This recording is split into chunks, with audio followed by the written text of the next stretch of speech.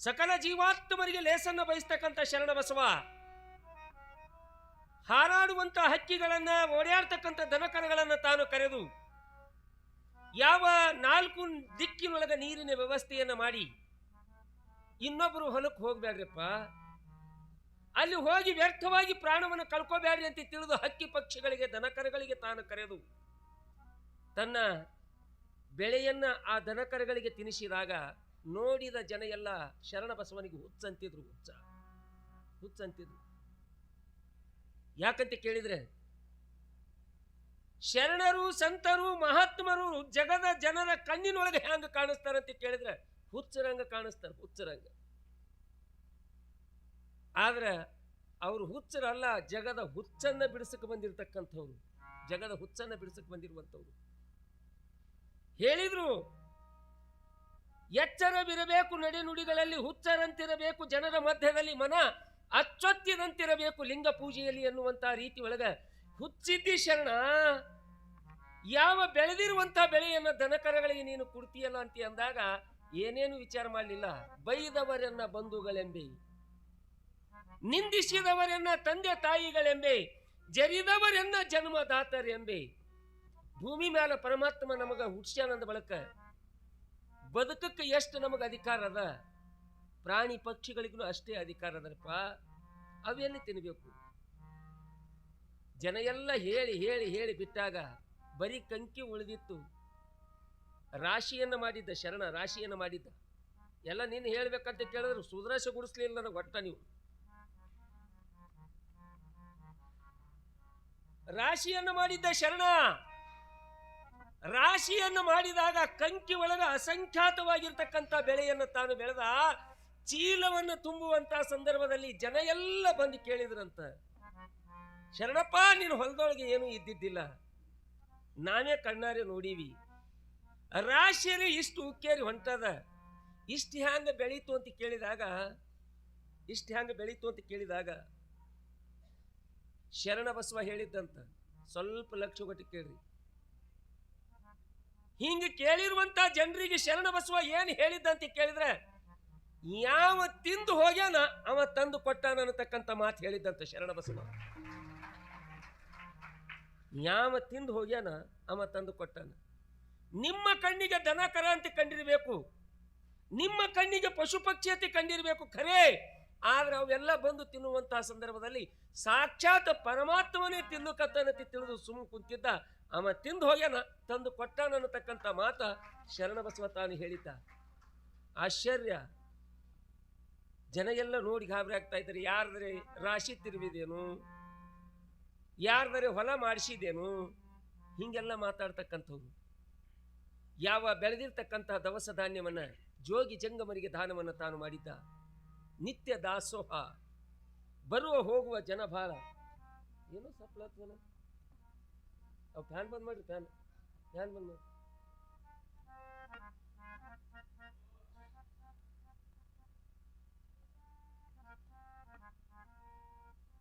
ಬಂದ್ ಮಾಡ್ರಿ.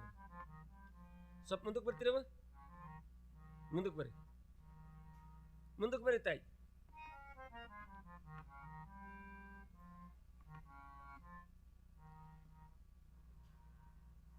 ನಿಮ್ಮ ಜೀವನದೊಳಗೆ ಮುಂದಕ್ಕೆ ಬರ್ರಿ ಅನ್ನೋರು ಇಬ್ರೇ. ನಾವು ಪುರಾಣಿಕರು ಬಿಟ್ಟು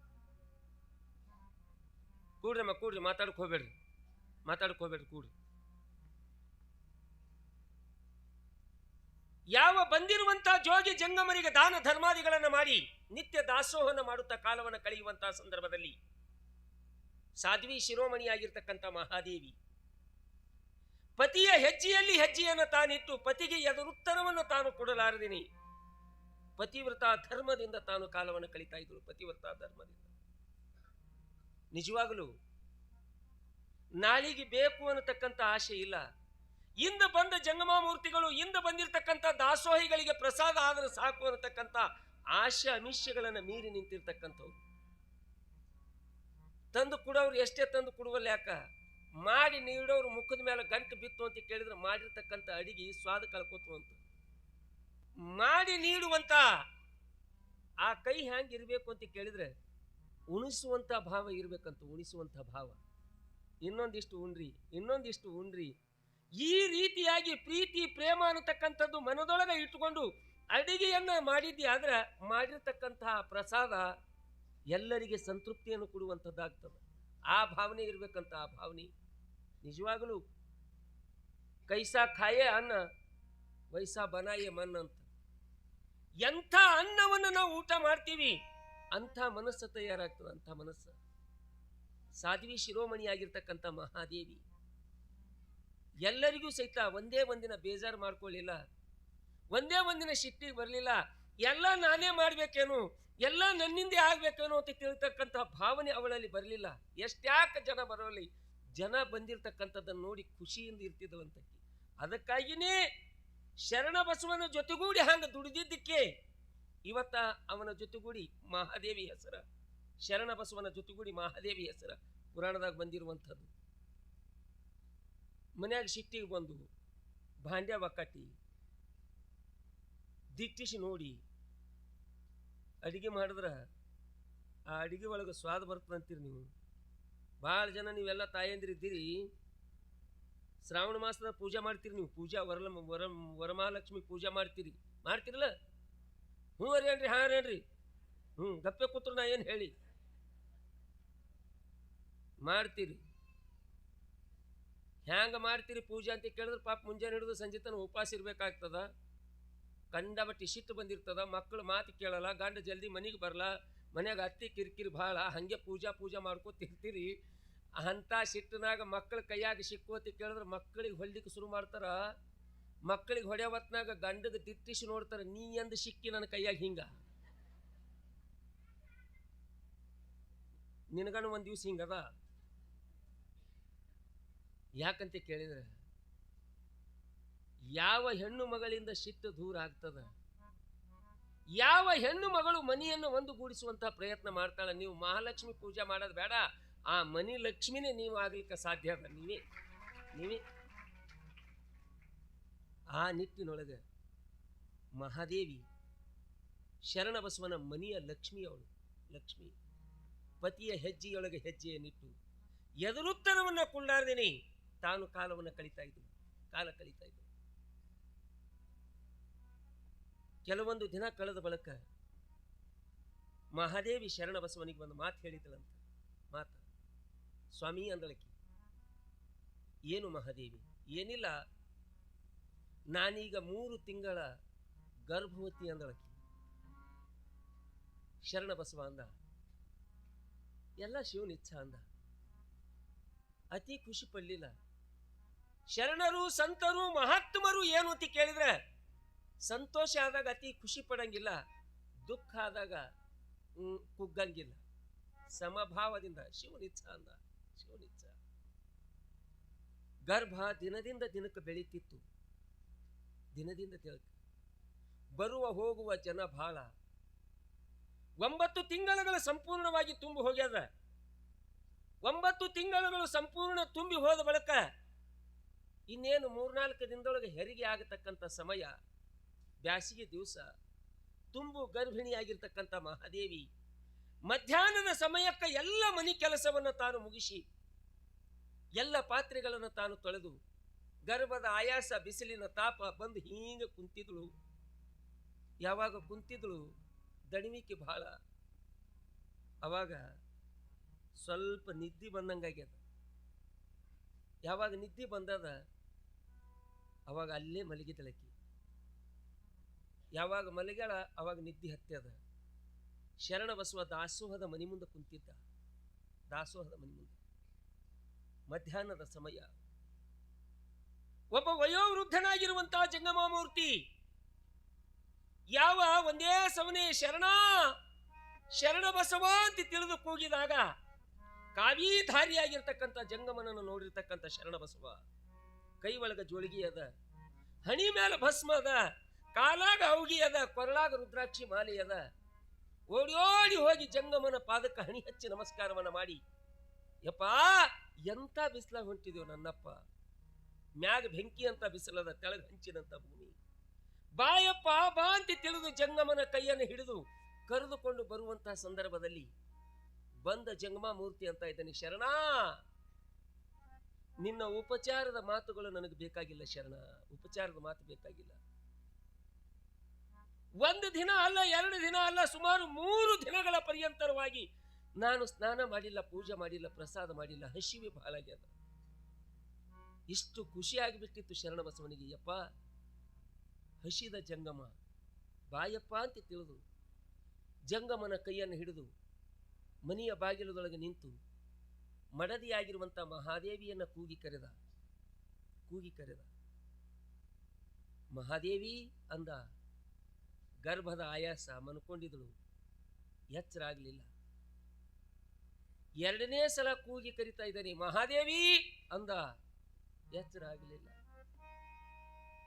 3ನೇ ಸಲ ಕೂಗಿ ಕರಿತಾ ಇದ್ದಾನೆ, ಮಹಾದೇವಿ ಮಹಾದೇವಿ ಅಂತ ಅಂದಾಗ ಯಾವಾಗ ಆ ಶಬ್ದ ಕಿವಿಗೆ ಬಿದ್ದದ, ಎದ್ದೇನೋ ಬಿದ್ದೇನೋ ಅನ್ನತಕ್ಕಂಥ ರೀತಿ ಒಳಗೆ ಎದ್ದಿದ್ದಳು ಮಹಾದೇವಿ. ಎದ್ದಿದ್ದಳು, ಓಡಿ ಓಡಿ ಬರ್ತಾ ಇದ್ದಾಳೆ. ಸ್ವಾಮಿ, ನನ್ನನ್ನು ಕರೆದ್ರೇನು, ನನ್ನನ್ನು ಕೂಗಿದ್ರೇನು? ಅವಾಗ ಶರಣಬಸವ ಅಂತ ಇದ್ದೀನಿ, ಮಹಾದೇವಿ, ಒಂದೇ ಒಂದು ಕೂಗಿಗೆ ನನ್ನ ಎದುರು ಬಂದು ನಿಲ್ಲುವಂಥವಳು ಸುಮಾರು 3 ಸಲ ಕೂಗಿದ್ರು ಬರ್ಲಿಕ್ಕೆ ತಯಾರಿಲ್ಲಲ್ಲ, ಯಾಕಾಂತಿ ಅಂದಾಗ ಮಹಾದೇವಿ ಮುಖ ಕೆಳಗೆ ಹಾಕೊಂಡು ಗರ್ಭದ ಮೇಲೆ ಕೈ ಆಡಿಸಿಕೊಂಡು ಹೇಳ್ತಾ ಇದ್ದಾಳೆ, ಸ್ವಾಮಿ, ಗರ್ಭದ ಆಯಾಸ, ಬಿಸಿಲಿನ ತಾಪ, ಮಲ್ಕೊಂಡು ಬಿಟ್ಟಿದ್ದಿ, ಎಚ್ಚರ ಆಗಲಿಲ್ಲ, ಕ್ಷಮ ಮಾಡಬೇಕು. ಮಹಾದೇವಿ ಹೇಳಿದಳು, ಕ್ಷಮ ಮಾಡಬೇಕು. ಅವಾಗ ಸೂಕ್ಷ್ಮ ಮತಿವಂತನಾಗಿರುವಂತಹ ಶರಣಬಸವ, ಮಹಾದೇವಿ, ಹುಟ್ಟದೇ ಇದ್ದಿರ್ತಕ್ಕಂಥ ಈ ಮಗುವಿನ ಮೇಲೆ ಇಷ್ಟು ವ್ಯಾಮೋಹ ಇಟ್ಟಿದೆ ನೀನು.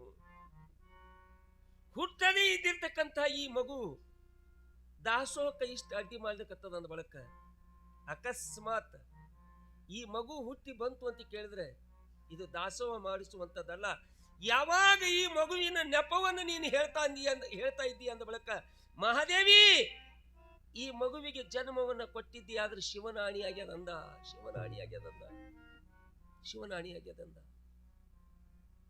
ಹ್ಯಾಂಗಾಗಿತ್ತು ಮಹಾದೇವಿಗೆ ಅಂತ ಕೇಳಿದ್ರೆ 1000 ಬಾಣ ಎದೆಯೊಳಗೆ ನಾಟದಷ್ಟು ನೋವಾಗ್ಯದ. ಆಕಾಶ ಕಳಿಸಿ ತಲೆ ಮೇಲೆ ಬಿದ್ದದ.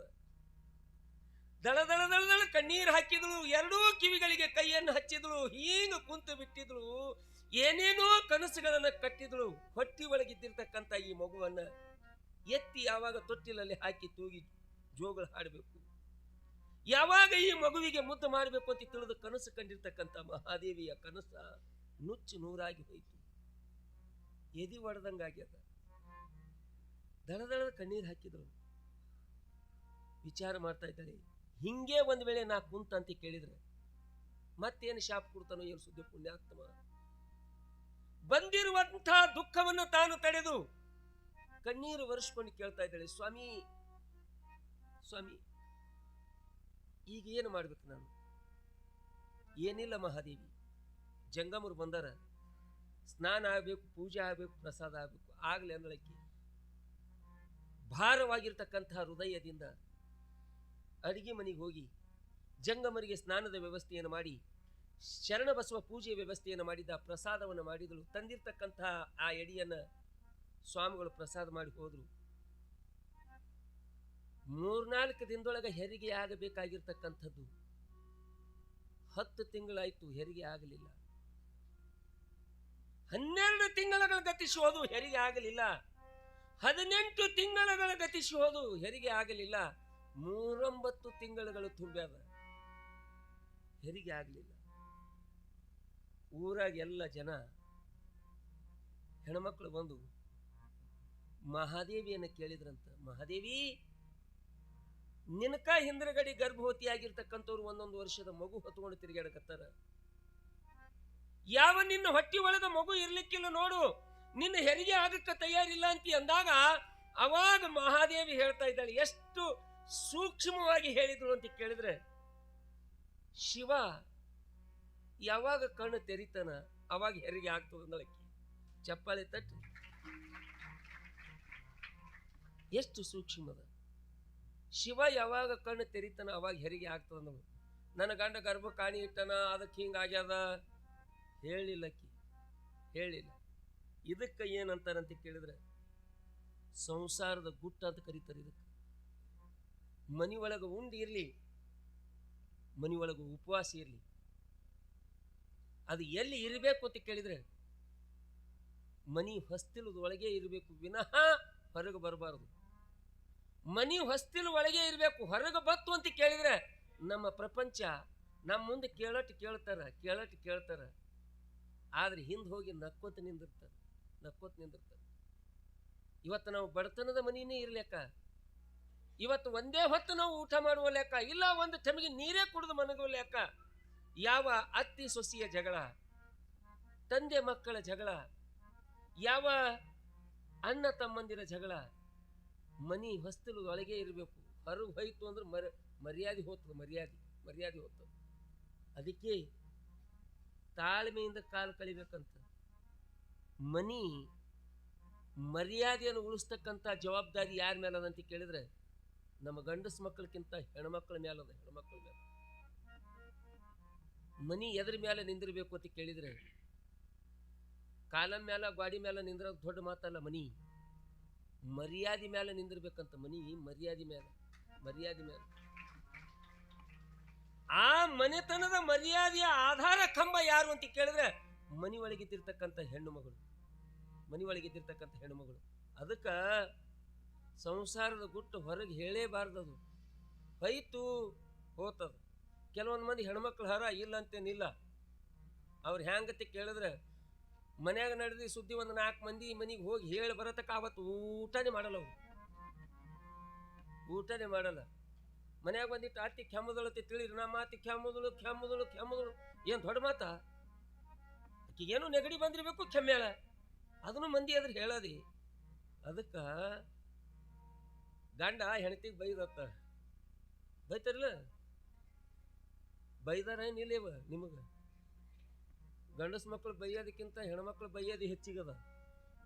ಪಾಪ ಬೈಸ್ಕೊಂಡು ಸುಮ್ ಕೊಡ್ತಾರೆ, ಏನೂ ಮಾಡೋಕ್ಕಾಗಂಗಿಲ್ಲ. ನಾ ಹೇಳ್ಕೊತ ಹೊಂಟಿನಲ್ಲ ಅವಾಗಿನ ಹಿಡಿದು. ಎತ್ತ್ಯಾಕ ಬೈಯಲಕ್ಕ, ಇವ ಎದ್ರ ಬೈದ ಮುಂದಿನ ತಾಟ್ ಹೋತದ. ಗಂಡ ಹೆಣ್ತಿಗೆ ಬೈದತ್ತ, ಸುಮ್ ಬೈದವ, ಸಹಜಿ ಬೈತಾರಲ್ಲ ಈಗ. ಏಯ್ ಕತ್ತಿ ಅಂದವ, ಇದೇನು ದೊಡ್ಡ ಮಾತ. ಕತ್ತಿ ಅಂದ. ಆಕಿ ಹೆಣ್ಮಗಳು ಸುಮ್ಮ ಬೀಳಲಿಲ್ಲ. ಅವನ ಎದಿ ಮೇಲೆ ನಂಗಿ ಹಿಡ್ಕೊಂಡು ರೋಡಿಗೆ ತಗೊಂಡು ಬಂದು ರೋಡಿನ ಮೇಲೆ ನಿಂದಿರಿಸಿ 4 ಮಂದಿ ನೆಲದ ಬಳಕ ಅವನ ಎದಿ ಮೇಲೆ ನಂಗಿ ಹಿಡಿದಂತಾಳೆ. ನೀ ನನಗೆ ಕತ್ತಿ ಅಂತಿ, ನಿಮ್ಮ ಮಗು ಕತ್ತಿ, ನಿಮ್ಮ ಅಪ್ಪ ಕತ್ತಿ, ನೀ ಕತ್ತಿ ಅಂದಕ್ಕೆ. ಬರೀ ಇವ್ನು ಒಂದು ಸಲ ಕತ್ತಿ ಅಂದಿದ್ದಕ್ಕೆ ಯಾರು ಮರ್ಯಾದೆ ಹೋಗ್ತದ? ಹೆಣ್ಣು ಕಣ್ಣಾಗಬೇಕು, ಒಳ್ಳೆ ಹೆಸರು ತರಬೇಕು ತವರಿಗೆ, ನೀ ಒಳ್ಳೆ ಹೆಸರು ತರಬೇಕು ತವರಿಗೆ. ಹೆಣ್ಣು ಲೋಕದ ಕಣ್ಣು ಎಂಬ ಗಾದೆಗೆ ರತ್ನ ಪ್ರಾಯಳಾಗಬೇಕು ಸ್ತ್ರೀ ಬಾಳ ಭುವಿಗೆ. ಹೆಣ್ಣು ಕಣ್ಣಾಗಬೇಕು, ಒಳ್ಳೆ ಹೆಸರು ತರಬೇಕು ತವರಿಗೆ, ನೀ ಒಳ್ಳೆ ಹೆಸರು ತರಬೇಕು ತವರಿಗೆ.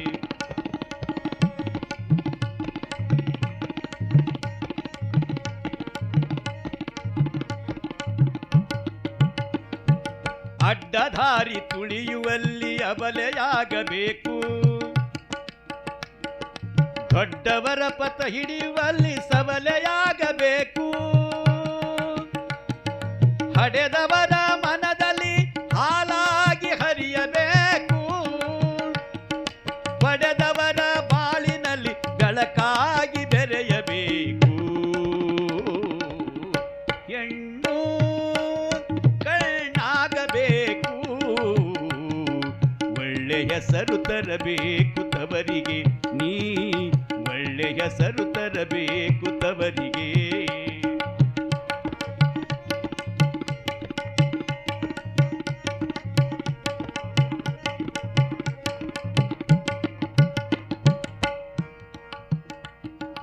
ಓದು ಎಷ್ಟು ಕಲಿತರೇನು ಹದಿಬದಿಯಲ್ಲಿರಬೇಕು, ಹದಿಬದಿಯಲ್ಲಿರಬೇಕು.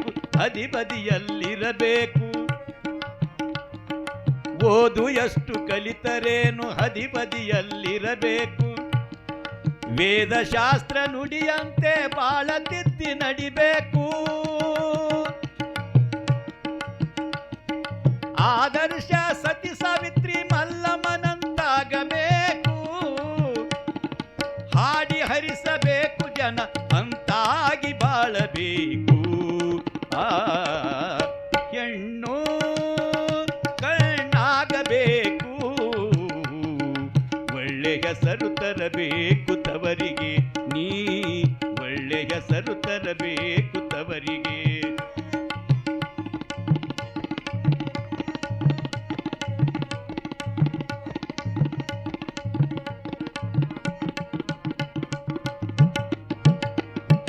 ಶಿಕ್ಷಣ ರಂಗದಲ್ಲಿ ಸರಸ್ವತಿಯಾಗಿ ನಲಿಬೇಕು. ಪಟ್ಟಪತಿಯ ಮನೆಯಲ್ಲಿ ಮಹಾಲಕ್ಷ್ಮಿಯಾಗಿ ಮೆರಿಬೇಕು. ಅನ್ನಪೂರ್ಣೆಯಂತೆ ಎಲ್ಲರ ಉಣಿಸಿ ತಡಿಸಿ ಸಲುಹಬೇಕು. ಸಂಸಾರದಿ ಸದ್ಗತಿಯು ಪಡೆದು ತಾಯಿಯಾಗಿರಬೇಕು. ಹೆಣ್ಣು ಕಣ್ಣಾಗಬೇಕು. ಒಳ್ಳೆ ಹೆಸರು ತರಬೇಕು ತವರಿಗೆ ನೀ. ಒಳ್ಳೆ ಹೆಸರು ತರಬೇಕು ತವರಿಗೆ ನೀ. ಒಳ್ಳೆ ಹೆಸರು ತರಬೇಕು ತವರಿಗೆ. ಶಿವಸಾಂಬ ಜನ್ಮ ಪಾರ್ವತಿ ಪತ್ಯ ಹರ ಹರ ಮಹಾದೇವ. ಹೆಣ್ಣು ಕಣ್ಣಾಗಬೇಕು, ಒಳ್ಳೆ ಹೆಸರು ತರಬೇಕು ತವರಿಗೆ. ಅಂಥ ಸಾಧ್ವಿ ಶಿರೋಮಣಿಯಾಗಿರ್ತಕ್ಕಂಥ ಮಹಾದೇವಿ ಪತಿದೇವ ತನ್ನ ಗರ್ಭಕ್ಕೆ ಇಟ್ಟಿರ್ತಕ್ಕಂಥ ಆಣಿಯನ್ನ ಇನ್ನೊಬ್ಬರ ಮುಂದೆ ತಾನು ಹೇಳಲಿಲ್ಲ. ಇದೇ ಪತಿವ್ರತ ಧರ್ಮ ಅಂದ್ರೆ ಇದೇನು ಬ್ಯಾರೆ ಅಲ್ಲ. ಕಂಡಬಟ್ಟಿ ನೇಮ ನಿತ್ಯಗಳನ್ನು ಮಾಡುವಂಥದ್ದಲ್ಲ. ಇದೇ ಆಜ್ಞೆಕ್ಕನುಸಾರವಾಗಿ ನಡೀತಕ್ಕಂಥದ್ದೇ ಒಂದು ಪತಿವ್ರತ ಧರ್ಮ. ನಿಜವಾಗಲೂ ಸ್ವಲ್ಪ ಮಾತಾಡ್ಬೇಡ್ರಮ್ಮ. ನಿಜವಾಗಲೂ ಇವತ್ತು ಸಕಾಲಕ್ಕೆ ಮಳಿ ಬರ್ತಾ ಇದೆ. ಎಲ್ಲರೂ ನಾವು ಚಂದ ಇದ್ದೀವಿ. ಬಂದಿರುವಂತ ಮಾರಕ ರೋಗ ಕರೋನಾ ಹೋಗಿದ್ದು ಇದು ಎಲ್ಲ ಯಾರ ಪ್ರಭಾವದಿಂದ ಅಂತ ಕೇಳಿದ್ರೆ ಭೂಲೋಕದಲ್ಲಿ ಇದ್ದಿರ್ತಕ್ಕಂಥ ನಿಮ್ಮಂತ ತಾಯಂದ್ರು ಪತಿವ್ರತ ಒಂದು ಶಕ್ತಿಲಿಂದ ಸಾಮಾನ್ಯವಾಗಿರುವಂತ ಶಕ್ತಿ ಇಲ್ಲ ಪತಿವ್ರತ ಧರ್ಮದೊಳಗೆ. ಬಹಳ ಅದ್ಭುತ. ಹುಟ್ಟುವಂತ ಸೂರ್ಯನನ್ನ ಹಿಡಿದು ನಿಲ್ಲಿಸ್ತಕ್ಕಂಥ ಶಕ್ತಿ ಅದು ಪತಿವ್ರತ ಧರ್ಮದಲ್ಲಿ ಇದ್ದಿರುವಂಥದ್ದು. ಹುಟ್ಟುವಂತ ಸೂರ್ಯನನ್ನು ಅಷ್ಟೇ ಅಲ್ಲ, ಈ ಗಾಣಗಾಪುರ ಕ್ಷೇತ್ರ ಆಗಿರ್ತಕ್ಕಂಥದ್ದು ಅದು ಯಾರಿಂದ ಆಗ್ಯದಂತ ಕೇಳಿದ್ರೆ ದತ್ತಾತ್ರೇಯ ಮಹಾರಾಜರಿಂದ ಆಗಿರ್ತಕ್ಕಂಥದ್ದಲ್ಲ. ಅತ್ರಿ ಋಷಿಯ ಹೆಂಡತಿ ಆಗಿರ್ತಕ್ಕಂಥ ಅನುಸಾಯಿ ಯಾವ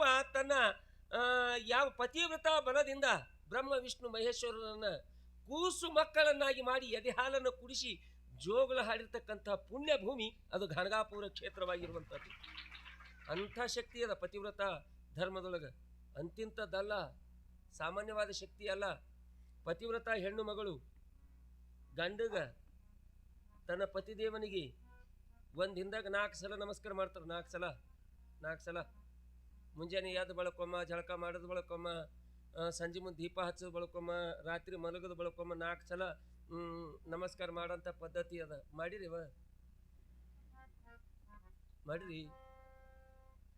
ಪುರ್ಸತಿಗೆ ಅದಿಗದ ನಿಮಗೆ. 4 ಸಲ ಅಲ್ಲ. ನೀವು ಪಾಪ ನಿಮ್ಮ ಕಡೆ ತಪ್ಪಿಲ್ಲ ತಾಯಿ. ಹೇಳಿದ್ರೆ 8 ಸಲ ನಮಸ್ಕಾರ ಮಾಡ್ತೀರಿ. ನೀವು ನಮಸ್ಕಾರ ಮಾಡೋ ಹೊತ್ನಾಗ ಇವು ಆಸಮ್ ಮನೆಯಾಗ ಇರ್ಬೇಕಲ್ಲ. ಇವು ಎಲ್ಲೆಲ್ಲಿ ಇರ್ತಾವು, ಏನು ಸುದ್ದಿ. ನೀವು 8 ಸಲ ನಮಸ್ಕಾರ ಮಾಡ್ತೀರಿ. ಆದ್ರೆ ಬದುಕಿನಾಗ 2 ಅಂತೂ ತಪ್ಸಂಗಿಲ್ಲ. 2 ಸಲ ಯಾವ ಕಾಲಕ್ಕೂ ತಪ್ಸಂಗಿಲ್ಲ. 2 ಸಲ ಮಾಡ್ತಾರೆ ನಮಸ್ಕಾರ ಬದುಕಿನಾಗ ಪೂರ್ತಿ. ಒಮ್ಮೆ ತಾಳಿ ಕಟ್ಟದ ಬಳಕ ಮಾಡ್ತಾರೆ ನಮಸ್ಕಾರ. ಬಲೆ ಗಂಟು ಬಿದ್ದಿ ಅಂತ ಮಾಡ್ತಾರ.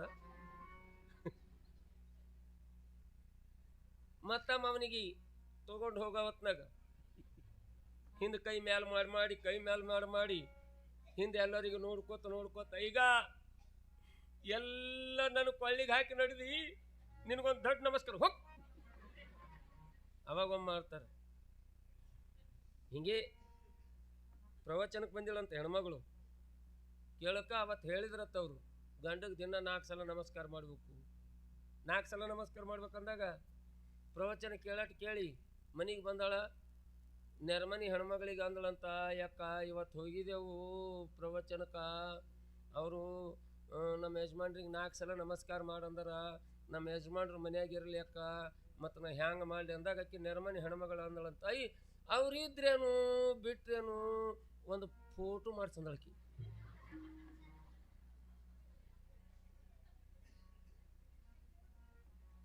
ಒಂದು ಫೋಟೋ ಮಾಡ್ಸಂದಳು. ಮನ್ಯಾಗ ಒಂದು ಸಣ್ಣದೊಂದು ಈಟೆ ಪಾಸ್ಪೋರ್ಟ್ ಸೈಜ್ ಫೋಟೋ ಇತ್ತು, ಅದು ತೊಗೊಂಡು ಹೋಗ್ಯಾಳ ಕಲಬುರಗಿಗೆ. ಮಾಡ್ಸಕ್ಕಲ್ಲೇ ಸಣ್ಣದು ಯಾಕೆ ಮಾಡಿಸ್ಬೇಕು, ದೊಡ್ಡದೇ ಮಾಡಿಸ್ಬೇಕಂತ ಫೋಟೋ ಮಾಡ್ಸ್ಯಾಳ. ದೊಡ್ಡ ಸೈಜ್ನಾಗೆ ಮಾಡ್ಸ್ಯಾಳ ಫೋಟೋ. ಹೂವಿನ ಹಾರ ಸಿಗ್ಸಕ್ಕೆ ಮಳಿನೂ ಹೊಡ್ಸ್ಯಾಳ ಅದಕ್ಕೆ. ಇನ್ನು ಮಳಿನೂ ಹೊಡ್ಸೀನಿ, ಹಾರ ಯಾಕೆ ಬಿಡ್ಬೇಕಂತ ತಿಳಿದು ಒಂದು ದೊಡ್ಡದು ಹೂವಿನ ಹಾರ ಹಾಕಿ ತಂದು ಮನ್ಯಾಗ ಇಟ್ಲು. ಗಾಂಡಿ ಎಲ್ಲೋ ತಿರ್ಗಾಡ್ಕೊತ ಹೋಗಿದ, ಬಂದು ನೋಡ್ದ. ಅವ ಅಂದ, ಜಲ್ದಿನೇ ಮಾಡಿಸಿದಲ್ಲ ಫೋಟೋ ಅಂದವ. ಆಕಿ ಅಂದಳ, ಒಮ್ಮೆ ಇರ್ತೀರಿ ಒಮ್ಮೆ ಇರಲ್ಲ, ಅದಕ್ಕೆ ಫೋಟೋ ಮಾಡಿಸಿನ ಅಂದಳ ಆಕಿ. ಅದು ಎತ್ತರ ಎತ್ತರ ಎತ್ತರ ಶಿಕ್ಷಣ ದಿನ ಸ್ಟೂಲ್ ಮೇಲೆ ನಿಂತು ಅದಕ್ಕೆ ಪೂಜೆ ಮಾಡ್ತಿದ್ರು. ಹಿಂಗೆ ದೀಪಾವಳಿ ಹಬ್ಬ ಬಂದದ, ಯಾರೋ ಸುಣ್ಣ ಬಡಿಬೇಕಂತ ಸ್ಟೂಲ್ ತೊಗೊಂಡು ಹೋಗ್ಯಾರ. ಫೋಟೋ ಪೂಜೆ ಮಾಡೋ ಟೈಮ್ ಆಗ್ಯಾರ, ಸ್ಟೂಲ್ ಇಲ್ಲ, ಗಂಡ ಅಲ್ಲೇ ತಿರುಗಾಡ್ತಿದತ್ತ. ಗಂಡ ಕರೆದ ಅಂದಳಂತ, ಮಂಜಾರ ನಿಮ್ಮ ಫೋಟೋ ಪೂಜೆ ಮಾಡ್ಬೇಕಾಗ್ಯದ, ನೀವು ಬಾಗ್ರಿ ನಿಮ್ಮ ಮ್ಯಾಲೆ ನಿಂತು ಪೂಜೆ ಮಾಡ್ತೀನಿ ಅಂದಳಕಿ. ಏನು ಪತಿವ್ರತ ಧರ್ಮ, ಏನು ಸುದ್ದಿ. ಅದಕ್ಕ ಪತಿವ್ರತ ಧರ್ಮ ಭಾಳ ಸೂಕ್ಷ್ಮವಾಗಿರ್ತಕ್ಕಂಥದ್ದು, ಭಾಳ ಸೂಕ್ಷ್ಮ, ಭಾರಿ ಸೂಕ್ಷ್ಮ. ಮಾತಾಡ್ಬೇಡ ತಂಗಿ. ಊರಿಗೆ ಕ್ವಾಟಿ ಇತ್ತು, ಕ್ವಾಟಿ. ರಾತ್ರಿ ಬಂದು ಕೋತ್ವಾಲ ಮುಚ್ಚಿ ಹೋಗ್ಯಾನ, ಹೊತ್ತು ಹೊಡೆದ್ರಾಗ ತೆರಲಿಕ್ಕೆ ತಯಾರಿಲ್ಲ. ಯಾವ ಹೊರಗಿನವ್ರು ಹೊರಗೆ, ಒಳಗಿನವ್ರು ಒಳಗೆ. ಯಾರು ಹೆಂಡಿ ಬುಟ್ಟಿ ಹೊತ್ಕೊಂಡು ನಿಂತಾರ, ಯಾರು ಕೈಯಾಗ ತಂಬಿಗೆ ಹಿಡ್ಕೊಂಡು ನಿಂತಾರ. ಒಳಗಿನವ್ರು ಒಳಗೆ, ಹೊರಗಿನವ್ರು ಹೊರಗೆ. ಆನಿ ಹಚ್ಚಿ ಜೋಗಿದ್ರು ಬರ್ಲಿಕ್ಕೆ ತಯಾರಿಲ್ಲ. ಅವಾಗ ಆ ಊರಿಗೆ ಒಬ್ಬ ಜ್ಯೋತಿಷ್ಯಗಾರರು ಬಂದಿದ್ರು. ಏನದೆ ಅದ ನೋಡ್ರಿ. ಅವ ಜ್ಯೋತಿಷ್ಯ ತೆಗೆದು ಹೇಳ್ದ, ಯಾವಾಗ ಕರೆ ಒಬ್ಬಕ್ಕೆ ಪತಿವ್ರತ ಹೆಣ್ಮಗಳು ಬಂದು ಆರತಿ ಬೆಳಗಿದ್ರೆ ಬಾಗಿಲು ತೆರೀತದ. ನಮ್ಮ ಮನೆಗೆ ಹೋಗಿ ಕರ್ಕೊಂಡು ಬರ್ತೀವತ್ತಿ ತಿಳಿದು ಓಡ್ಕೋತ ಹೋದು ಆಸಾಮಿ. ಓಡ್ಕೋತ ಹೋಗಿ, ನಡಿ ಆರತಿ ತಗೋ, ನಡಿ ಬೆಳಗಾಕತ್ತಿ. ಇವು ಹೋದ ಬಳಕ ಮನ್ಯಾಗಿದ್ದು ಹೆಣ್ಮಕ್ಳು ಅಂದರು, ಸುಮ್ಮ ಮರ್ಯಾದಾಗ ಇದ್ದೆವು. ನಾವು ಆರತಿ ತೊಗೊಂಡು ಹೋದೆವು, ಅದು ಬಾಗಿಲು ತೆರಲಿಲ್ಲ ಅಂದ್ರೆ ಊರು ಮಂದಿ ಎದ್ರ ಮರ್ಯಾದೆ ಹೋಗ್ತದೆ. ಹ್ಯಾಂಗೆ ಬಂದಿರಿ ಹ್ಯಾಂಗೆ ಹೋದ್ರಿ. ಹ್ಯಾಂಗೆ ಹೋಗ್ಯಾವ ಆಸಮಗಳು ಓಡ್ಕೋತ. ಇವು ನಡ್ಕೋತೆ ಬಂದು ಯಾರು ಬರಲಿಕ್ಕೆ ತಯಾರಿಲ್ಲ. ಊರಾಗ ಹಿರಿಯರಿಗೆ ಗೊತ್ತಿತ್ತತ್ತು ಒಂದು ಮಾತು, ಒಬ್ಬಕ್ಕೆ ಗಂಗಮ್ಮ ಅಂತ ತಿಳಿದು. ಸುಮಾರು 90 ವರ್ಷದ ಮುದುಕಿ. ಆಕಿ ಮಾತಿಗೊಮ್ಮೆ ಅಂತಿದ್ದಳಂತ, ನನ್ನಂಥ ಪತಿವ್ರತನೇ ಯಾರು ಇಲ್ಲ ಅಂತಿದ್ದಳಂತಕಿ. ಅವಾಗ ಕೆಲವೊಂದು ಹಿರಿಯರಂದ್ರೆ, ಆಕಿ ಮಾತಿಗೊಮ್ಮೆ ಪತಿವ್ರತ ಅಂತಾಳ, ಹೋಗಿ ಆಕಿ ಕರ್ಕೊಂಡು ಬರ್ರಿ ಅಂತ ಅಂದಾಗ 7-8 ಹುಡುಗರು ಹೋಗ್ಯಾವ. ಮುದುಕಿ ರೊಟ್ಟಿ ಮಾಡ್ಕೊತ ಕೂತಿತ್ತು ಗಂಗಮ್ಮ. ಸ್ವಲ್ಪ ಲಕ್ಷ ಕೊಟ್ಟು ಕೇಳ್ರಮ್ಮ. ಮುದುಕಿ ಗಂಗಮ್ಮ ರೊಟ್ಟಿ ಮಾಡ್ಕೊತ ಕೂತಿತ್ತು. ಇವು ಹುಡುಗರು ಓಡ್ ಹೋಗಂತಾರ, ಅಜ್ಜಿ ಬಾ, ಮಾತಿಗೊಮ್ಮ ಪತಿವ್ರತ ಅಂತಿ, ಆರತಿ ತಗೋ, ಆ ಪಾಟಿ ಬಾಗಿಲು ತೆರಕತಿ ಬಾ. ಆಕಿ ಮುದುಕಿ ಅಂತಳಂತ ರೊಟ್ಟಿ ಮಾಡ್ಕೊಂತ, ನೀವು ಸ್ವಲ್ಪ ತಡ ಮಾಡಿ ಬಂದ್ರಿ, ಒಂದು ಅರ್ಧ ಗಂಟೆ ಮೊದಲು ಬಂದಿದ್ರಂದ್ರೆ ನಾ ಬರ್ತಿದ್ದ. ನನ್ನ ಪತಿವ್ರತ ಧರ್ಮ ಈಗೇ ಹೋಯ್ತಂದಳಕಿ. ನನ್ನ ಪತಿವ್ರತ ಧರ್ಮ ಈಗೇ ಹೋಯ್ತಂದಾಗ ಆ ಹೋದವ್ರಿಗೆ ಆಶ್ಚರ್ಯ ಆಗ್ಯದ. ಇಷ್ಟು 90 ವರ್ಷ ಆಗ್ಯದ ಮುದುಕಿಗೆ. ಅರ್ಧ ಗಂಟಾದ ಹಿಂದೆ ಪತಿವ್ರತ ಧರ್ಮ ಹೋಗ್ಯದಂತಳಲ್ಲ, ಹ್ಯಾಂಗ ಕೇಳಿದ್ರಂತ. ಇಷ್ಟು ವಯಸ್ಸಾಗ್ಯದ, ಇಷ್ಟು ದಿನ ಹೇಳ್ಕೊಂತ ಬಂದಿ, ಮತ್ತೆ ಈಗ ಹ್ಯಾಂಗ ಹೋಯ್ತು ಅಂದಾಗ ವಯಸ್ಸಾದ ಮುದುಕಿ ಗಂಗಮ್ಮ, ಯಪ್ಪ ನಾ ರೊಟ್ಟಿ ಮಾಡಕತ್ತಿದ್ದ. ಒಂದು ರೊಟ್ಟಿ ಕಲ್ಲಿನ ಮೇಲೆ ಇತ್ತು, ಒಂದು ರೊಟ್ಟಿ ಹಂಚನಾಗಿತ್ತು. ಅಷ್ಟೊತ್ತಿಗೆ ನನ್ನ ಒಡೆಯ, ನನ್ನ ಯಜಮಾನ, ನನ್ನ ರಾಜ, ನನ್ನ ದೊರೆ ಸಂಚಾರಕ್ಕೆ ಹೋಗಿ ಬಂದಿದ್ದ. ಸಂಚಾರಕ್ಕೆ ಹೋಗಿ ಬಂದು ನೀರು ಹಾಕಬಾ ಅಂತ ತಿಳಿದು ನನ್ನ ಕರೆದ. ಇನ್ನು ಎದ್ದು ಹೋದ್ರ ಹಂಚಿನ ಮೇಲೆ ಇದ್ದು ರೊಟ್ಟಿ ಅದು ಹೊತ್ತದ ಬಾ ಅಂತ ತಿಳಿದು ನಾ ಇಲ್ಲೇ ಕೂತಲ್ಲಿದ್ದೆ. ಒಂದು ಮಾತು ಹೇಳ್ದ, ಅಲ್ಲೇ ನೀರವ ಹಾಕೋರಿ ಅಂದ. ಅವಾಗೆ ಹೋಯ್ತಂದಳಕ್ಕಿ. ಅಲ್ಲೇ ನೀರವ ಹಾಕೋ ಅಂದಾಗಿ, ನೀರು ಅಲ್ಲೇ ಅವ ಹಾಕೋ ಅಂದಿದ್ದಕ್ಕೆ ಹೋಯ್ತತ್ತ. ಪತಿವ್ರತ ಧರ್ಮ ಎಷ್ಟು ಸೂಕ್ಷ್ಮ ಇದ್ದಿರ್ಬೇಕು, ಈಗ ಈಗ ನೀವು ರೊಟ್ಟಿ ಮಾಡೋ ಹೊತ್ನಾಗ ನಿಮ್ಮ ಯಜಮಾನ್ರು ಬಂದು ಕರೆದಾಗ ಕಣ್ಣು ಕಾಣಲ್ಲ, ನಿನ್ನ ಕಣ್ಣು ಹುಳ್ಯಾವ, ನಿನಗೆ ಬಿಟ್ಟು ಬರಲಿಲ್ಲ, ನಿನ್ನ ಕೈಗೆ ಏನಾಗ್ಯದ? ಎಷ್ಟು ಸೂಕ್ಷ್ಮದ ಪತಿವ್ರತ ಧರ್ಮ. ಅದಕ್ಕೆ ಹುಟ್ಟುವಂತ ಸೂರ್ಯನನ್ನು ಹಿಡಿದು ನಿಲ್ಲಿಸ್ತಕ್ಕಂಥ ಶಕ್ತಿ ಅದ. ಅಂಥ ಪತಿವ್ರತೆಯಾಗಿ ಅತ್ರಿ ಮುನೀಶ್ವರನ ಸತಿಯು ಅನುಸೂಯಾದೇವಿ, ಅತ್ರಿ ಮುನೀಶ್ವರನ ಸತಿಯು ಅನುಸೂಯಾದೇವಿ, ಕ್ಷಿತಿಯೊಳು ಕೀರ್ತಿಯ ಪಡೆದಿಗಳು,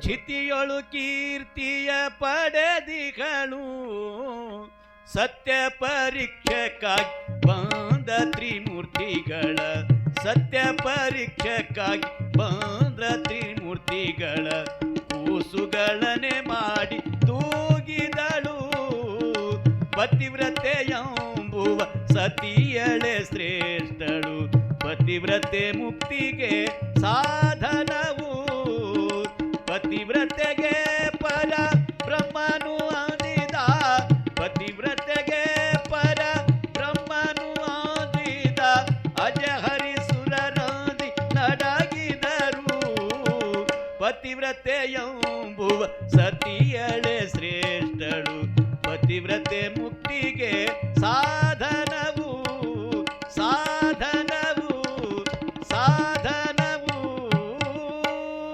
ಶಿವಸಾಂಬ ಜನ್ಮ ಪಾರ್ವತಿ ಪತೆ ಹರ ಹರ ಮಹಾದೇವ. ಈ ನಿಟ್ಟಿನೊಳಗ ಮಹಾಪತಿವ್ರತಿಯಾಗಿರ್ತಕ್ಕಂಥ ಮಹಾದೇವಿ 39 ತಿಂಗಳು ಗತಿಸಿದ್ರು ಸಹಿತ ಯಾರ ಮುಂದೂ ಸಹಿತ ತನ್ನ ಮನದಾಳದ ಮಾತುಗಳನ್ನು ಬಿಚ್ಚಿ ಹೇಳಿಲ್ಲ. ಯಾಕಂತ ಕೇಳಿದ್ರೆ, ಯಾರಿಗೆ ಯಾರಿಲ್ಲ ಅಂದವರಿಗೆ ಅವರಿಗೆ ಭಗವಂತ ಒಬ್ಬದನಂತ. ಯಾರಿಗೆ ಯಾರಿಲ್ಲ ಅಂದವ್ರಿಗೆ ನಮ್ಮ ನೋವು, ನಮ್ಮ ಕೂಗು ಜನ ಎಷ್ಟರ ಮಟ್ಟಿಗೆ ಕೇಳ್ತಾರೋ ಗೊತ್ತಿಲ್ಲ. ಪರಿಶುದ್ಧವಾಗಿರ್ತಕ್ಕಂಥ ಭಾವನೆಯಿಂದ ಕೂಗಿ ಕರೆದಾಗ ಪರಮಾತ್ಮನಾಗಿರುವಂಥ ಕಲ್ಲುಮನ ಅಂತ ಕೈ ಹಿಡಿದು ಎತ್ತಾನ, ಅವನಿಗೆ ಗೊತ್ತಾಗ್ತದ. ಯಾಕಂತ ಕೇಳಿದ್ರೆ ಸರ್ವಾಂತರ್ಯಾಮಿ, ಅಣುರೇಣು ತುಣ ಕಾಷ್ಟದಲ್ಲಿ ತುಂಬಿಕೊಂಡಿರ್ತಕ್ಕಂಥವ ಭಗವಂತ. ಯಾರ ನೋವು ಏನದ, ಯಾರ ದುಃಖ ಏನದ ಅವನಿಗೆ ಗೊತ್ತಾಗ್ತದ. ಮಾತಾಡ್ಬೇಡ್ರಮ್ಮ, ಸ್ವಲ್ಪ ಅದಕ್ಕೆ ದಾರಿ ಬಿಟ್ಟು ಕೂಡ ಹೇಳಿದ್ರೆ ನಿಮಗೆ. ಸ್ವಲ್ಪ ಮುಂದಕ್ಕೆ ಬರ್ರಮ್ಮ.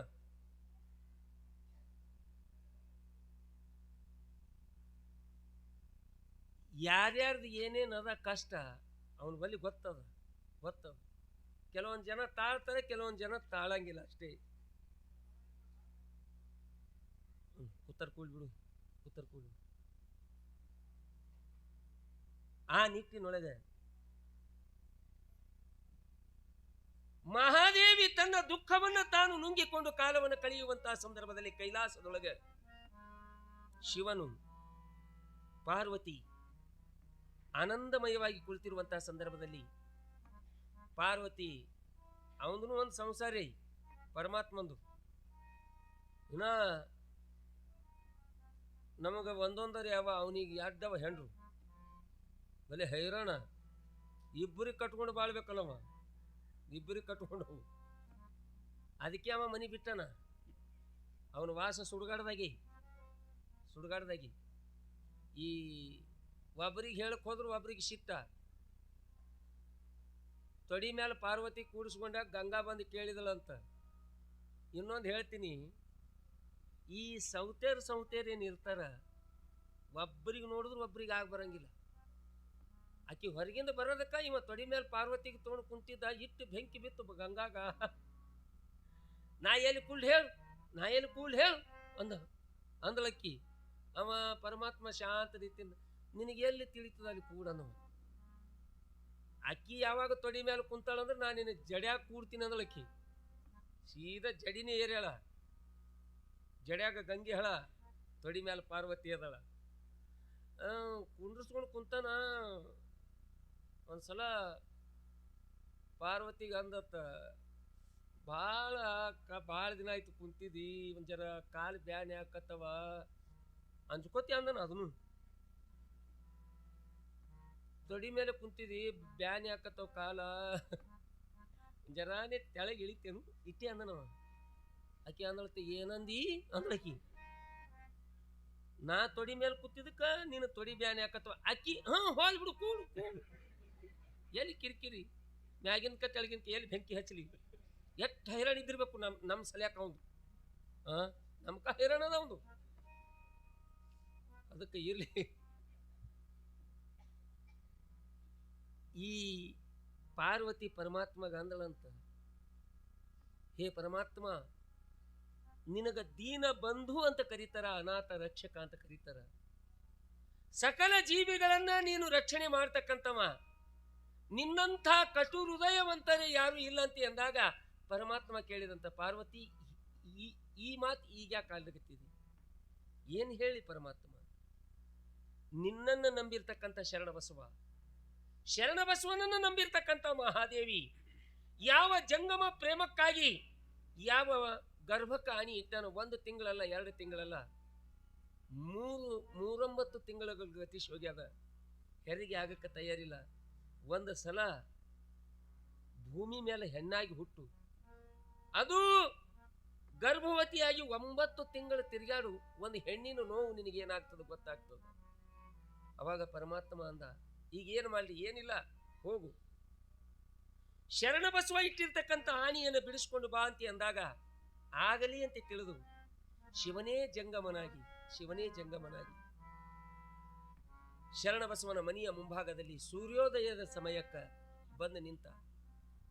ಭವತಿ ಭಿಕ್ಷಾಂದೇಹಿ ಅಂದಾಗ ಒಳಗಿರ್ತಕ್ಕಂಥ ಶರಣಬಸವ ಓಡೋಡಿ ಬಂದು ಪಾದಕ್ಕೆ ಹಣಿ ಹಚ್ಚಿ ನಮಸ್ಕಾರವನ್ನು ಮಾಡಿ ಕೇಳ್ತಾ ಇದ್ದಾನೆ, ಅಪ್ಪ, ಬೆಳಗಿನ ಜಾವದೊಳಗೆ ನಿಮ್ಮ ಆಗಮನ ಆಗ್ಯದ, ನಿಮಗೆ ಏನು ಕೈ ಬಿಚ್ಚಿ ದಾನ ಮಾಡಲಿ? ಪ್ರಭಾತೆ ಜಂಗಮ ದರ್ಶನೆ ಕೋಟಿ ಲಿಂಗಶ್ಯ ದರ್ಶನಂ ಅಂತ. ಬೆಳಗಿನ ಜಾವದೊಳಗೆ ಒಬ್ಬ ಜಂಗಮನ ದರ್ಶನ ಮಾಡಿದ್ರೆ 1 ಕೋಟಿ ಲಿಂಗಗಳ ದರ್ಶನ ಮಾಡಿದಂಗ. ಜಂಗಮನ ಪಾದದ ಮೇಲೆ ಹಣಿಯಿಟ್ಟು ನಮಸ್ಕಾರವನ್ನು ಮಾಡಿದ್ರೆ ಹಣೆ ಬರವನ್ನು ಬದಲಾಯಿಸುವಂತ ಶಕ್ತಿ ಅದು ಜಂಗಮನ ಅಂಗುಷ್ಟದಲ್ಲಿ ಇದ್ದಿರ್ತಕ್ಕಂಥದ್ದು. ಸಾಮಾನ್ಯವಾಗಿರ್ತಕ್ಕಂಥದ್ದಲ್ಲ ಜಂಗಮನ ಪಾದ, ಸರ್ವಶ್ರೇಷ್ಠವಾಗಿರ್ತಕ್ಕಂಥದ್ದು. ಆ ಜಂಗಮರು ಅದಕ್ಕೆ ಮುಂಜಾನೆ ಎದ್ದು ಹಿಟ್ಟಿಗೆ ಬರ್ತದೆ. ನಮ್ಮ ಸಿದ್ದರಾಮಯ್ಯ ಬಾಬಾ ಬರ್ತಿದ್ದ, ಅವ್ರು ಹೋದ್ರು, ಕಲ್ಲಯ್ಯಮ್ಮ ಬರ್ತಿದ್ದ, ಅವನಿಗೂ ಆರಾಮ್ ತಪ್ಪ್ಯದ. ಈಗ ಹೊಂಟಾರ ಏನಿಲ್ಲ, ಯಾರು ಬಂಡಮ್ಮ ಬರ್ತಾರ. ಅವನ ಸಂಗಟ ನಾನು ಒಬ್ಬ ಜೋಡಿ ಆಲೆ ಅನ್ನಂಗಾಗ್ಯದ. ಅದ ಹಿನ ಜೋಡಿಗೆ ಅದ, ಮನೆಯಾಗಿಲ್ಲ ಅಂತೇನಿಲ್ಲ. ಯಾಕತೆ ಕೇಳಿದ್ರೆ ಜಂಗಮ ಧರ್ಮ ಬಿಡಬಾರ್ದು ಅಂತ. ಜಂಗಮ ಧರ್ಮ ಬಿಡಬಾರ್ದು. ಜಂಗಮ ಧರ್ಮ ಅಷ್ಟೇ ಬಿಡಬಾರ್ದಲ್ಲ, ಭಕ್ತ ಧರ್ಮನೂ ಬಿಡಬಾರ್ದು. ಈ ನಮ್ಮ ಊರಿಗೇನು ಭಾಳ ದೂರ ಇಲ್ಲ. ಕಬೇರ್ ಕರ್ಜಿ ಒಳಗೆ ಸಿದ್ದಯ್ಯ ಸ್ವಾಮಿಗಳು ಜಿಲ್ಲಾ ಪಂಚಾಯತ್ ಸದಸ್ಯರು, ಮಾಜಿ ಸದಸ್ಯರು. ಅವರು ತಂದೆಯವರು ಇರು ತನಕ ಅವ್ರ ತಂದೆಯವರು ಮನಮನೆ ಲಿಂಗೈಕ್ಯ ಆಗ್ಯಾರ. ಅಗರ್ಭ ಶ್ರೀಮಂತರು. ಅಫ್ಜಲ್ಪುರಕ್ಕೆ ದಾಲ್ ಮಿಲ್ ಅವ, ಸೋಲಾಪುರಕ್ಕೆ ದುದನಿಗೆ ದಾಲ್ ಮಿಲ್ಗಳವ, ವೇರ್ ಹೌಸ್ಗಳವ. ಕೋಟಿ ಗಂಟ್ಲೆ ಮನೆ ಒಳಗೆ ಬ್ಯಾಂಕ್ನೊಳಗೆ ಬ್ಯಾಲೆನ್ಸ್ ಅದ. ಆದ್ರೆ ಆ ಸಿದ್ದಯ್ಯ ಸ್ವಾಮಿಗಳ ಅಪ್ಪ ನಾನು ನೋಡಿರ್ತಕ್ಕಂಥದ್ದು ನಿದರ್ಶನ. ಮನಿ ಒಳಗ ತೂಗು ಮಂಚದ ಮೇಲೆ ಕುಂತು ಆಯುಷ್ಯ ಜೀವನ ಪರ್ಯಂತರವಾಗಿ ಕುಂತು ಉಂಡ್ರು ಸವಿಲಾರದಂಥ ಸಂಪತ್ತಿದ್ರು ಸಹಿತ ಸಾಯು ತನಕ ಆ ಮುತ್ಯ 5 ಮನಿ ಯಾಕಾಗಲ್ಯಾಕ ಹಿಟ್ಟು ಬೇಡ್ಕೊಂಡು ಬಂದಿನೇ ಪ್ರಸಾದವನ್ನು ಮಾಡ್ತಿದ್ದ. ಯಾಕೆ ಹೇಳಕತ್ತೀನಿ ಅಂತ ಕೇಳಿದ್ರೆ ಇದು ಜಂಗಮ ಧರ್ಮ, ಬಿಲ್ಡಕ್ಕೆ ಬರಲ್ಲ, ಮಾಡೇಬೇಕು. ಕರೆದುಕೊಂಡು ತಿರುಗಿ ತಂದು ಬರುವಲ್ಲಿ ಯಾಕ ಕರೆದುಕೊಂಡು ಊಟ ಮಾಡ್ತಕ್ಕಂಥದ್ದು ಜಂಗಮ ಧರ್ಮದ. ಜಂಗಮ ಧರ್ಮ ಈಗ ಏನಾಗ್ಬಿಟ್ಟದ ನಮ್ಮ ಜಂಗಮರ ಬಲ್ಲಿನೂ 4 ದುಡ್ಡು ಆದು ಅಂತ ಕೇಳಿದ್ರೆ ಜೋಳಿಗೆ ಗಂಟೆ ಸಿಗಿಸೋದು ನಡೆಯೋದು ಆ ಕಡೆ ಮುಂದಕ್ಕೆ. ಆದ್ರೆ ಮತ್ತು ಯಾಕೆ ಹೋಗಲಾಗ್ಯಾರ ಅಂತ ಕೇಳಿದ್ರೆ ನೀಡೋರ್ನು ಹಂಗ್ಯಾರ. ಇವ ಸ್ವಾಮಿ ಹೋಗಿ ನಿಂತಂತೆ ಕೇಳಿದ್ರೆ ಕೆಲವೊಂದು ಮಂದಿ ಕಡ್ದ್ರೆ ನೀ ಜಂತಿ ಆತಿ, ತೊಲಿ ಆತಿ, ಹಂಗೆ ಮನಿ ಹೇರಿಕೆ ಮಾಡೋಕ್ಕೆ ಶುರು ಮಾಡ್ತಾರ ಸ್ವಾಮಿಗೆ ನೋಡಿ. ಮತ್ತು ಇಂಥದ್ರದಾಗ ನೀಡೋದ್ರೆ ಹೆಂಗ, ಕೊಡೋದ್ರೆ ಹೆಂಗ? ಶರಣರ ಕಾಲಕ್ಕೆ ಬಸವಣ್ಣ ಏನು ಸಾಮಾನ್ಯನ? ಬಸವಣ್ಣ ಸಾಮಾನ್ಯವಾಗಿರ್ತಕ್ಕಂಥವನಲ್ಲ, ಭಕ್ತಿ ಭಂಡಾರಿ ಅಂತ ತಿಳಿದು ಕರೆದರು. ಲಕ್ಷದ ಮೇಲೆ 96 ಗಣಗಳಿಗೆ ಕಾಶ್ಮೀರದಿಂದ ತಂದು ದಿನನಿತ್ಯದೊಳಗ ಪ್ರಸಾದವನ್ನು ಮಾಡಿಸ್ತಕ್ಕಂಥ ಶ್ರೇಷ್ಠ ಸದ್ಭಕ್ತ ಅದು ಬಸವಣ್ಣನವರು ಅಂತ ತಿಳಿದು ಹೇಳ್ಕೊಂತ ಬಂದರು. ದಾನಮನ ಪುರಾಣದಾಗ ಬರ್ತಕ್ಕಂಥದ್ದು ಘಟನಾ ಅದು. ಅದಕ್ಕೆ ಅಂತ ಬಸವಣ್ಣನವರೇ ಜಂಗಮರಿಗೆ ಭಾಗ್ಯಾರ ಅಂದ ಬಳಕ ಸಾಮಾನ್ಯರಾಗಿರ್ತಕ್ಕಂಥವ್ರು ನಾವ್ಯಾಕೆ ಬಾಗಬಾರ್ದು? ಅದಕ್ಕೆ ಬಾಗಬೇಕು. ಮುಗಿದ ಕೈ ಬಾಗಿದ ತಲೆಯಾಗಿರಿಸಯ್ಯ ತಂದೆ ಅಂತ ತಿಳಿದು ಹೇಳ್ಕೊಂತ ಬಂದಾರ. ಅಂಥ ಜಂಗಮ ಸಾಮಾನ್ಯವಾಗಿರುವಂಥವನ್ನಲ್ಲ. ಮುಂಜಾನೆ ಯಾಕೆ ಬರ್ತಾರೆ ಜಂಗಮರು ಅಂತ ಕೇಳಿದ್ರೆ ನನ್ನ ಭಕ್ತರು ಎದ್ದಾರ ಏನಿಲ್ಲ, ಸ್ನಾನ ಮಾಡ್ಯಾರ ಏನಿಲ್ಲ, ಹಣಿ ಮೇಲೆ ಭಸ್ಮ ಧಾರಣ ಮಾಡ್ಕೊಂಡಾರ ಇಲ್ಲ, ಕಲ್ಲುಮನಾಥನ ಗುಡಿಗೆ ಹೊಂಟಾರಿಲ್ಲ ಅಂತ ತಿಳಿದು ನೋಡ್ಲಿಕ್ಕೆ ಬರ್ತಾರ. ಇನ್ನು ಬಂದ ಜಂಗಮರಿಗೆ ಹಂಗೆ ಕಳಿಸ್ಕೊಡ್ಬಾರ್ದು ಅಂತ ತಿಳಿದು ಒಂದಿಷ್ಟು ದವಸ ಧಾನ್ಯಗಳನ್ನು ನೀಡಿ ಕಳಿಸ್ಕೊಡ್ತಕ್ಕಂಥ ಪದ್ಧತಿ ಆದಿ ಅನಾದಿ ಕಾಲದಿಂದ ಬಂದಿರತಕ್ಕಂಥದ್ದದ. ಆ ನಿಟ್ಟಿನೊಳಗೆ ಶರಣ ಬಸವನ ಮನಿ ಮುಂದೆ ಯಾವ ಬಂದು ನಿಂತಿದ್ರು ಜಗಮಾಮೂರ್ತಿಯಪ್ಪ, ಬೆಳಗಿನ ಜಾವದೊಳಗೆ ನಾ ಏನು ಕೈ ಬಿಚ್ಚಿ ದಾನ ಮಾಡಲಿ ನಿಮಗೆ? ಶರಣ ಬಸವ, ದಾನ ಧರ್ಮ ಮಾಡುವುದು ಬೇಡ, ಸ್ನಾನ ಆಗಬೇಕು, ಪೂಜೆ ಆಗಬೇಕು, ಪ್ರಸಾದ ಆಗಬೇಕು. ಆಗಲಿಪ್ಪ, ಸ್ನಾನಕ್ಕೆ ವ್ಯವಸ್ಥೆ ಆಗ್ಯದ, ಪೂಜಾ ವ್ಯವಸ್ಥೆ ಆಗ್ಯದ. ಮಹಾದೇವಿ ಅಡಿಗೆಯನ್ನು ಸಿದ್ಧತೆಯನ್ನು ಮಾಡಿದಾಗ ಶರಣ ಬಸವ ತಂದು ಜಂಗಮರ ಪಾದಕ್ಕೆ, ಜಂಗಮರ ಮುಂದಿಟ್ಟು ಸಾಷ್ಟಾಂಗ ನಮಸ್ಕಾರ ಹಾಕಿದ್ದ. ಸಾಷ್ಟಾಂಗ ನಮಸ್ಕಾರ ಸಾಷ್ಟಾಂಗ ಅಂತ ಕೇಳಿದ್ರೆ ಎಲ್ಲ ಅಂಗಗಳನ್ನು ಭೂಮಿಗೆ ಹಚ್ಚಿ ನಮಸ್ಕಾರವನ್ನು ಮಾಡುವುದಕ್ಕೆ ಸಾಷ್ಟಾಂಗ ಅಂತ ಕರೀತಾರೆ. ಸಾಷ್ಟಾಂಗ ಭಾಳ ಮಂದಿಗೆ ನಮಸ್ಕಾರ ಮಾಡುವಂಥ ಪದ್ಧತಿ ಇಲ್ಲ, ಕೈ ಮಾಡ್ಕೊತ ಹೋಗ್ತಾರೆ. ಮನುಷ್ಯರಿಗಾರೆ ಬಿಡ್ರಿ, ಜಂಗಮರಿಗಾರೆ ಬಿಡ್ರಿ, ದೇವ್ರಿಗೂ ಸಹಿತ ಹಾಯ್ ಗಾಡಿ ಮೇಲೆ ನಡೆಯೋದು. ಒಂದಿಟ್ಟು ನಿಂತು ಕೈ ಮುಗಿಲಿಕ್ಕೆ ನಮ್ದು ಏನು ಗಂಟು ಹೋಗ್ಯದ? ಕೈ ಮುಗಿಲಿಕ್ಕೆ ಏನು ಗಂಟು ಹೋಗ್ಯದ? ಸಾಷ್ಟಾಂಗ. ಮನಿ ನಿಮ್ಮದು, ಅಡಿಗೆ ಮಾಡಿದವ್ರು ನೀವು, ಸ್ವಾಮಿ ಕರ್ಕೊಂಡು ಬಂದವ್ರು ನೀವು. ಯಾವ ತಾಟಿನೊಳಗೆ ಇಟ್ಟು ಅವನ ಮುಂದಿಟ್ಟು ನಮ್ಮದು ಏನೂ ಅಲ್ಲ ತಂದೆ ಎಲ್ಲ ನಿಂದು ಅಂತ ತಿಳಿದು ಉದ್ದಾಕ ಏನು ನಾವು ಬೀಳ್ತೀವಿ ಅದಕ್ಕೆ ಸಾಷ್ಟಾಂಗ ಅಂತ ತಿಳಿದು ಕರೆದಾರ. ಅದಕ್ಕೆ ಸಾಷ್ಟಾಂಗ. ಎಲ್ಲ ನಿಂದು ಕೆರೆಯ ನೀರ ಕೆರೆಗೆ ಚೆಲ್ಲಿ ಹೊರವ ಬೀಡಿಕೊಂಡಂತೆ. ಇವೆಲ್ಲ ಸಂಸ್ಕಾರಗಳು ಗೊತ್ತಾಗ್ತದೆ. ಕೆಲವೊಂದು ಸಾಷ್ಟಾಂಗ ಗೊತ್ತಿಲ್ಲ, ದಂಡವತ್ತ ಗೊತ್ತಿಲ್ಲ, ಏನೂ ಗೊತ್ತಿಲ್ಲ. ಆಸಾಮಿಗಳು ಹಾಗೆ ನಡೆದಂಗೆ. ಗುರು ಗೊತ್ತಿಲ್ಲ, ಧರ್ಮ ಗೊತ್ತಿಲ್ಲ, ಆಚಾರ ಗೊತ್ತಿಲ್ಲ. ಈ ಎಂದೆಂದು ಮನೆಗೆ ಗುರುಗಳು ಬಂದಿದ್ದಿಲ್ಲಂತ. ವಯಸ್ಸಾಗಿತ್ತು, ತಾಯಿ ಮಗ ಇಬ್ಬರೇ ವಯಸ್ಸಾಗಿತ್ತು. ತಾಯಿಗೆ ಗುರುಗಳು ಬಂದಾರ.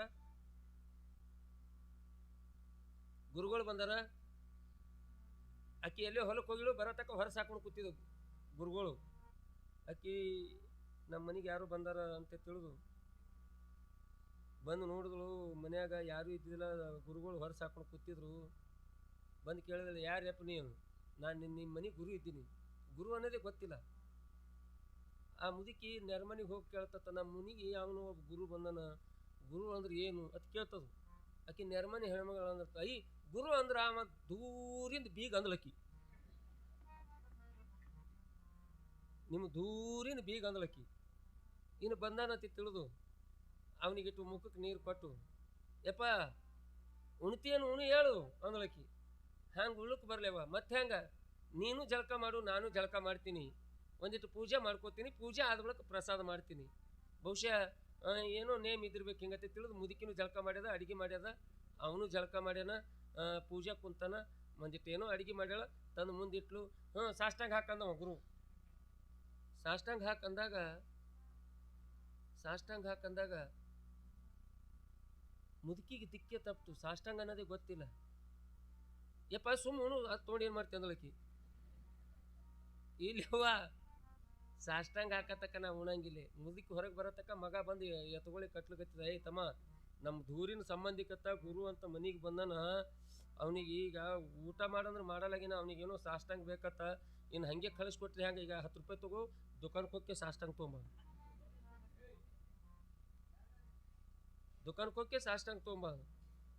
ಸಾಷ್ಟಾಂಗ ತೊಗೊಂಬ ಅಂದಾಗ, ಇನ್ನು ನೀ ತರತಕ್ಕ ನೋಡಿ, ಜಲ್ದಿ ಬಾ ಅಂದ್ರು. ಓಡ್ಕೊತ ಹೋಗ್ಯದ ಆಸಾಮಿ. ಹಿಂಗೆ ರಂಜಾನ್ ಅದ, ಕಂಡಾಬಟ್ಟಿ ಗಿರಾಕಿ.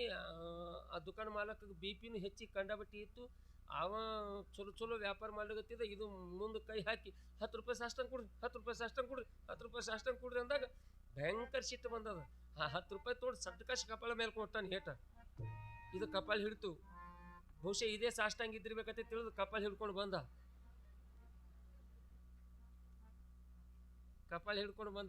ಬರತಕ್ಕ ಅಂಗಳದಾಗ ಮುದುಕಿ ನಿಂತಿತ್ತು.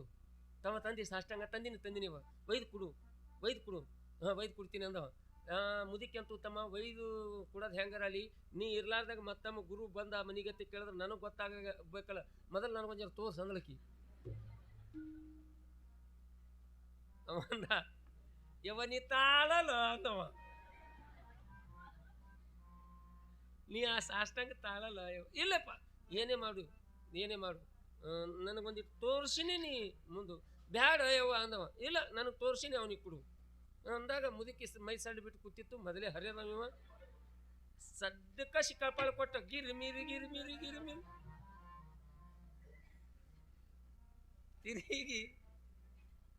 ಮುದುಕಿ ಬಿದ್ದಲ್ಲೇ ಕೇಳ್ತು, ಇದೇನು ಸಾಷ್ಟಾಂಗ? ಹಾಂ ಇದೆ, ಒಯ್ದು ಕೊಡು ಅವನಿಗೆ.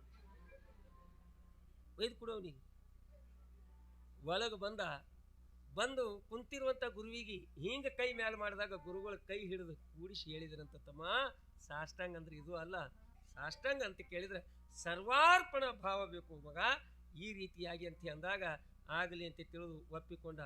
ಆ ನಿಟ್ಟಿನೊಳಗೆ ಇದು ಸಂಸ್ಕಾರ ಇತ್ತಂದ್ರೆ ಬರ್ಲಿಕ್ಕೆ ಸಾಧ್ಯ ಅದ, ಇಲ್ಲಿಕ್ಕಂದ್ರೆ ಏಟ ತಿನ್ನದಿ, ನೆಲಕ್ಕೆ ಬೀಳದಿ.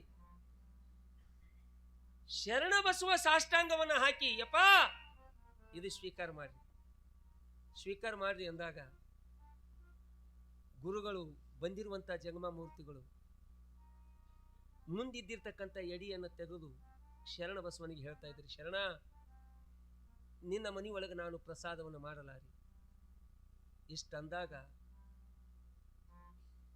ಯಾವ ವಿಪರೀತವಾಗಿರ್ತಕ್ಕಂಥ ನೋವಾಗಿತ್ತು ಶರಣ ಬಸವನಿಗೆ. ಯಪ್ಪ ಕಾಯ ವಾಚ ಮನಸ್ಸು ಶುದ್ಧವಾಗಿಟ್ಟುಕೊಂಡು ಮಾಡಿರ್ತಕ್ಕಂಥ ಪ್ರಸಾದ ಮನಿತನಕ ಬಂದು ಪ್ರಸಾದ ಮಾಡ್ತೀನಿ ಅಂತ ಅಂದಾಗ ಮಾಡಿರುವಂಥ ಪ್ರಸಾದ ವಲ್ಲ ಅಂತೀಯಲ್ಲ ತಂದೆ, ನಮ್ಮಿಂದ ಏನಾದರೂ ಅಪರಾಧ ಆಗಿತ್ತಂದ್ರೆ ಕ್ಷಮ ಮಾಡು ತಂದೆ, ಆದ್ರೆ ಈ ಪ್ರಸಾದ ಮುಂದಿಂದ ಹೇಳಕ್ ಹೋಗಬೇಡ. ಇಲ್ಲ ಶರಣ, ನಿನ್ನ ಮನಿ ಒಳಗೆ ನಾನು ಪ್ರಸಾದ ಮಾಡಲಾರಿ. ಯಾಕೆಪ್ಪ, ನಮ್ಮಿಂದ ಏನು ಅಪರಾಧ ಆಗ್ಯದ? ಏನಿಲ್ಲ, ನೀನೊಂದು ಮಾತು ಕೊಟ್ಟಿ ಅಂತ ಕೇಳಿದ್ರೆ ನಿನ್ನ ಮನಿ ಒಳಗೆ ಪ್ರಸಾದ ಮಾಡ್ತೀನಿ, ಇಲ್ಲಿಕಂದ್ರೆ ಇಲ್ಲ.